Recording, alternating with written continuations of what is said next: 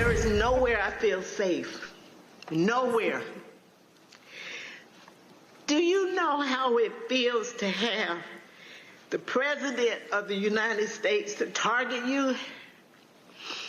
The President of the United States is supposed to represent every American,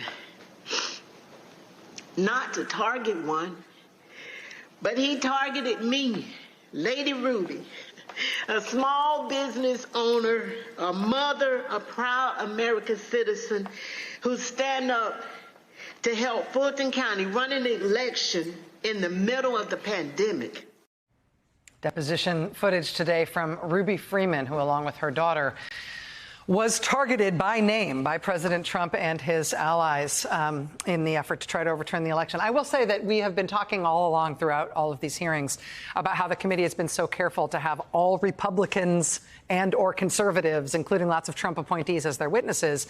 With Shea Moss and then the deposition testimony from Ruby Freeman today, we finally got a different side of this. You know, and I kept thinking about the term patriot, which has been entirely appropriated by, like, essentially the most fascistic elements of American political life. And family values. And family values. But, like, listening to Moss and Freeman speak was just very inspiring. I was like, these people are patriots. Yeah. They believe in democracy. It is a calling for them. And, like, these are patriots. This is what the word actually looks like in reality. But it's terrifying to think that this is now what being an election worker is. You know, I mean, we're moving toward a kind of politics where, remember, the new Republican strategy is to follow voters to their cars. They now have normalized the idea of using political violence to get the ends they want, down to intimidating people, threatening people. This is now Republican politics, and that scares me going forward. Who's going to want to do that job? It's also true that their lives are still destroyed. Totally. They're not testifying after the fact or something they went Still through happening. in the past. Very good point. They were thrown out of their homes for 2 months. Where did they go? Who put them up? Did we pay? What do we owe them?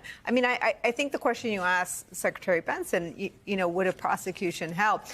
So far, there's been no consequences to any of the people who ran the conspiracy to overturn the election. They got a settlement. Ruby Freeman and her daughter got a settlement from one pro-Trump far-right media organization that aired the false claims about them. But that's it. But they could be at even bigger risk now that they've gone on TV. Yes. So the question is, what does justice look like for them? Because all of us are moved, but let's be honest, 3, 4, 5 days from now, are people going to remember these two women's names?